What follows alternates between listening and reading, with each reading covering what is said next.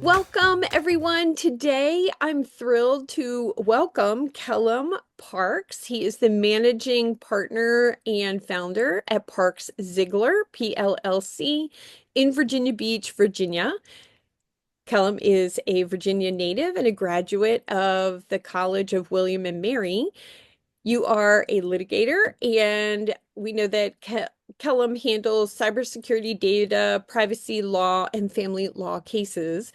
You're known for embracing technology to enhance client services, and you are also active in your state bar and a proud Star Wars super fan. So, welcome to our show, the How and Wow podcast, Kellam.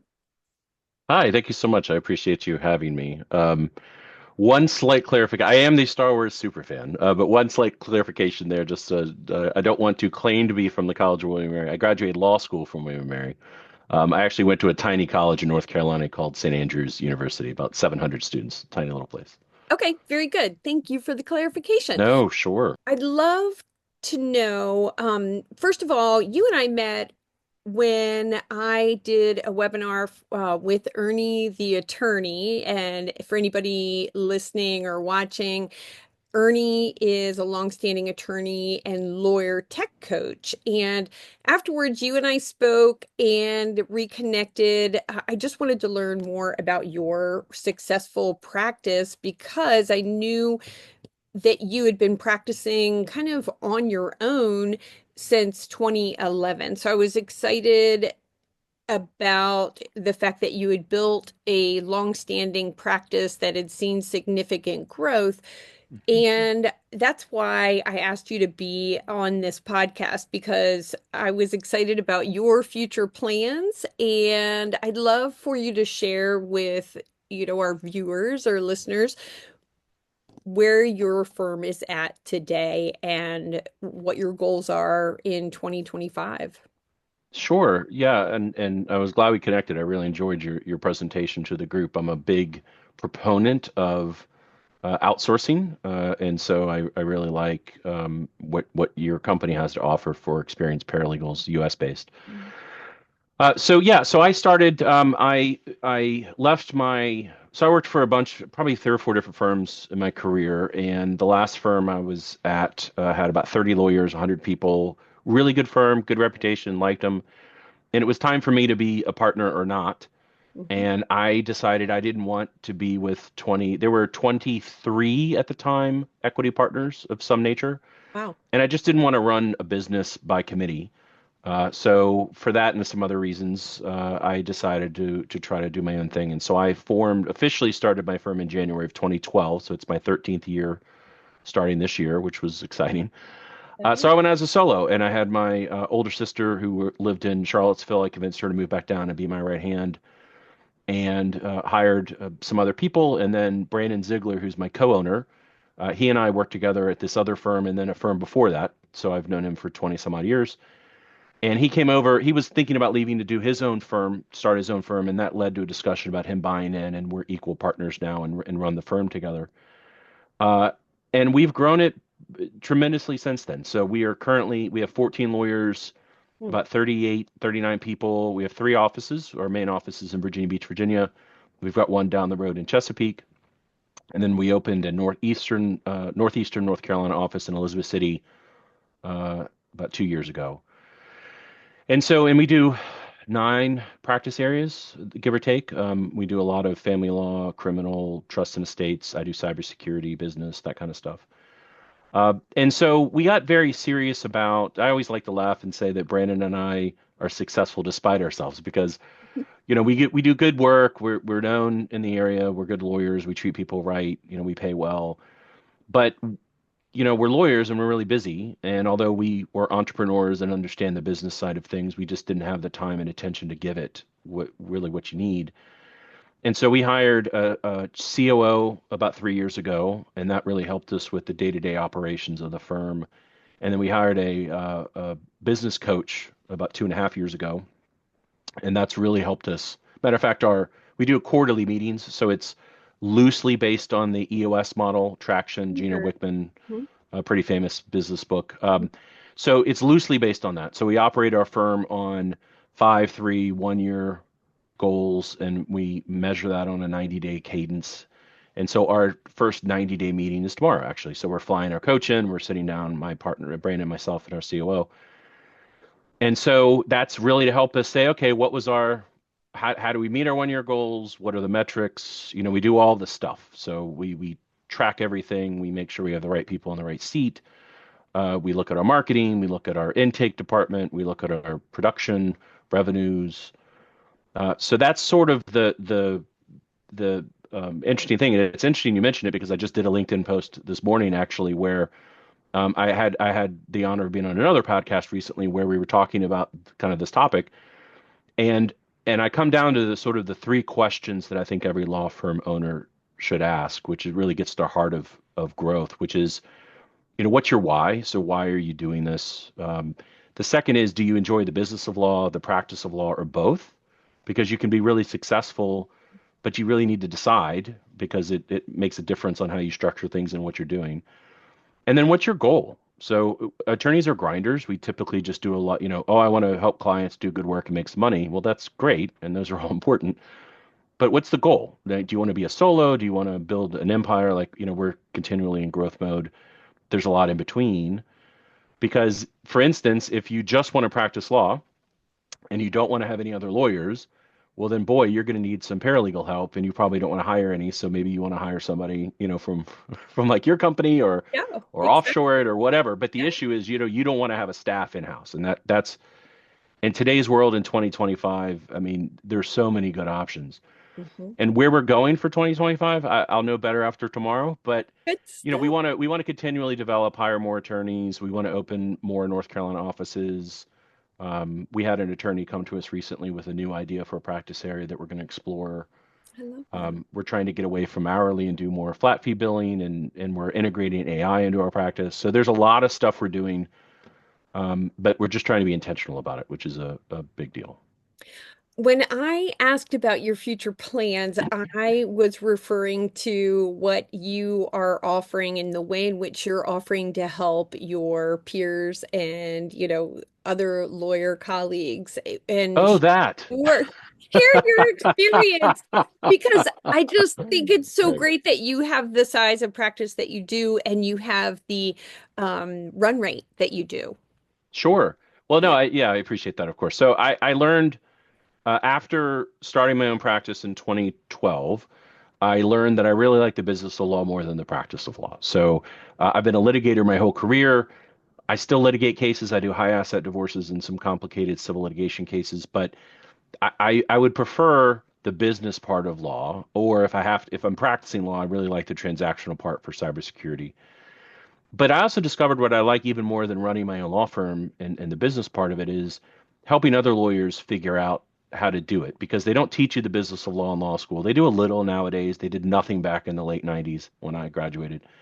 But they just you don't do it. You sort of learn as you go, and you're so busy being a lawyer that you don't have the time and attention, even if you had the aptitude or desire to learn. Right. If I knew now what I knew in 2012, I would have saved myself a lot of headache, time, stress, and we'd be so much farther than we are. So I want to help. And so what I'm doing is I am launching a coaching company by first quarter of this year. My goal is by March. I think I'm going to beat that goal.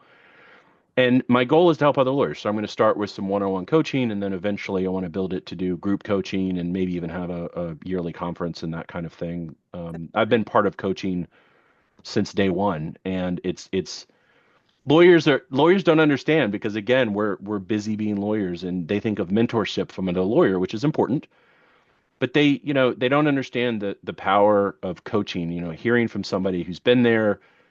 More importantly, and I laugh about this, but part of my pitch that I'm putting together is more importantly what I can do for you about what I've done or the successes I've had is let me tell you what not to do. We've made six-figure mistakes Hmm. because of not understanding this or being overly optimistic or whatever the case may be. Let me help you avoid all of that, which is because you don't have time to deal with it. We're so busy as lawyers. So that's what I'm doing. The company's called Motivated Lawyer. Motivate's an acronym. Each one of those is some aspect of your business. And sort of the secret sauce, other than the whole, this is what I've done now for 13 years, is I'm going to really lean into technology and AI. I'm a tech guy. I chair the Virginia State Bar's tech committee and have spoken and written on it for a long time. And that's what we bring to our law firm, and that's what I want to be able to share as well. Good. Now, what I'm excited to hear how you're going to incorporate AI, but one thing that I observed about you is that, for one thing, you remind me of my brother, and he is a straight shooter. And I think all the best coaches and mentors I've had in my life, they aren't afraid to tell me the hard truth. And my style is don't sugarcoat it. Just give it to me. Let's get to where we need to go as quickly as possible. Help me to see what I'm not seeing. And that's a strength of yours, isn't it? Well, I appreciate that. Yeah, sort of at the end of the day, time is the most valuable thing we have. And I turned 50 this year, so I'm on the back half, charitably back half. Um, and so I am keenly aware of, and again, lawyers, we're busy. And so we don't have time to mess around. And I believe in being straight. And I think you can do it with empathy. And Mhm, I think you don't have to be gruff about it. But I think at the end of the day, I'm not doing anybody any favors. And I take this with my clients. Like I do, again, divorces are emotional. mhm. I'm not doing anybody's favor and getting in the trenches and holding your hand and telling you, Right. I'm not your therapist, right? I'm going to, again, empathetic and I'm going to support you, but it's my job to tell you how it is and how we can navigate this. And I feel like that's the best thing to do with coaching as well is, hey, you think that your firm is great. Mhm. I think you've got some real potential here, but you could be a lot better. Or what you think is great, honestly, probably isn't, and this is a blind spot. And but most importantly of all, what I really want to convey, it's not a one size fit all. So a lot of coaching that I've had and a lot of coaching that I've seen, it's all about growth. Right. Hey, it's 2x, 3x, 10x your firm. It's let me give you a million, become a seven-figure firm in 1 year. And it's mainly focused on marketing and advertising and those are all very important things. But that's why I go back to the three questions, which is the M in motivate is mindset. And I start with those three questions. And it's what is your goal? Because your goal, my goal is for my firm, grow, be an empire, make a lot of money, hire a bunch of people, make this big, complicated machine. That Mhm. is, and I don't want to practice law. I like the business of law. I know so many lawyers, they want to practice, they want to do social justice, or they want to be the best environmental lawyer, or they want to be the best defense attorney, whatever. I want to have a lifestyle. I want to make $100,000. That's all I need. I want to work 30 hours a week. Mhm. Fine. Then let's build a practice around your dream and goals and let's figure out what those are because Right. it's a very different animal. Excellent. How are you incorporating AI? I know that is probably what people are asking at all the big conferences and events where attorneys, have an opportunity to network with one another. Sure. So I use AI every single day of my life. So I use something called Perplexity, which is a AI search tool. So I replaced Google as a search engine. So I pay 20 bucks a month for Perplexity. That's how I do most of my searches.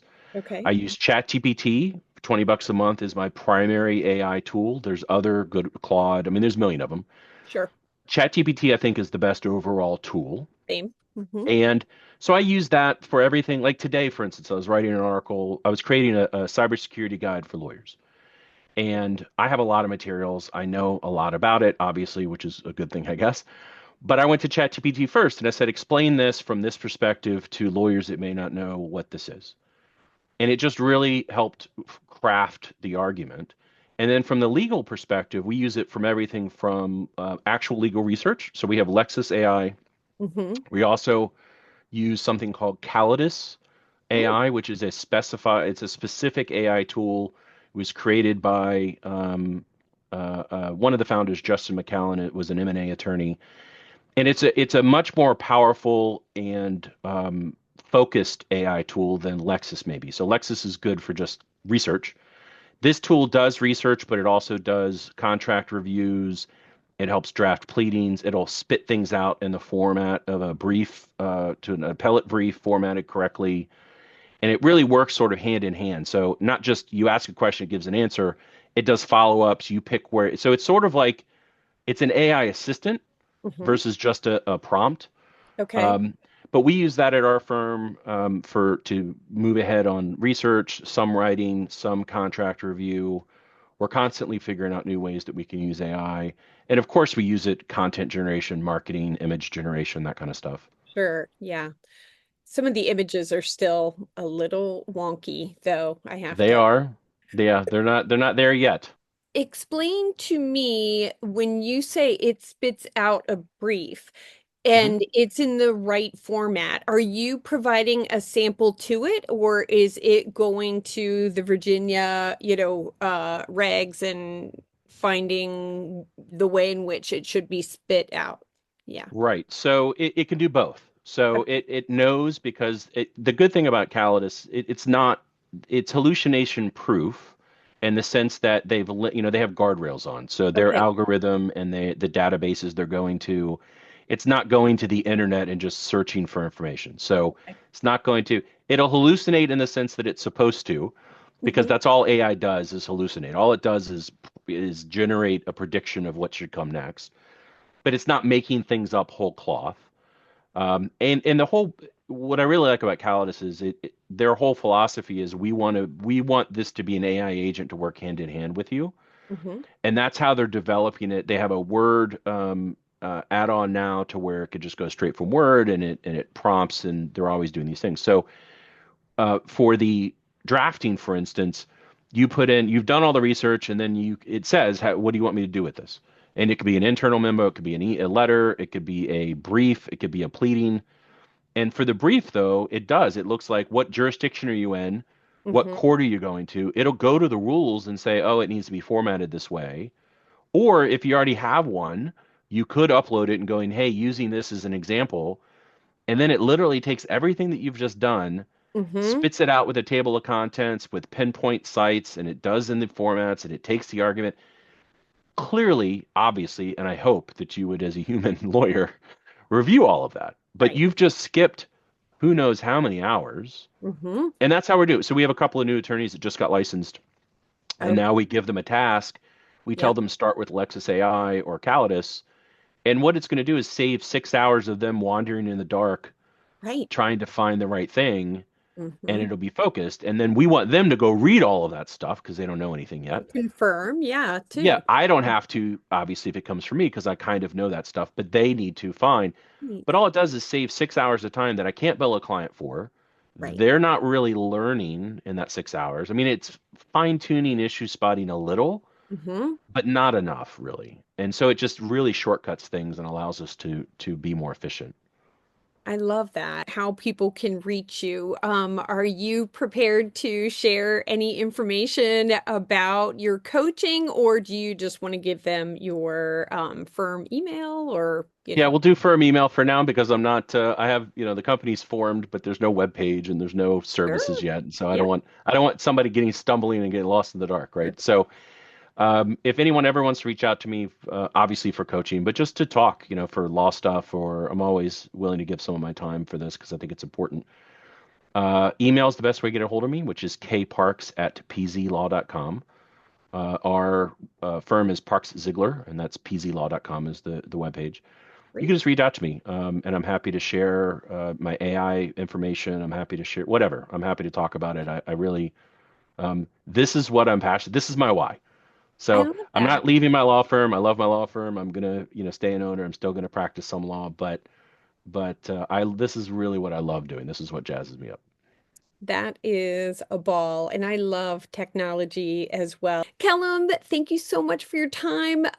Please let me know if I can ever do anything for you, and I appreciate your joining me here on our podcast. Thank you so much. It was great. Thank you.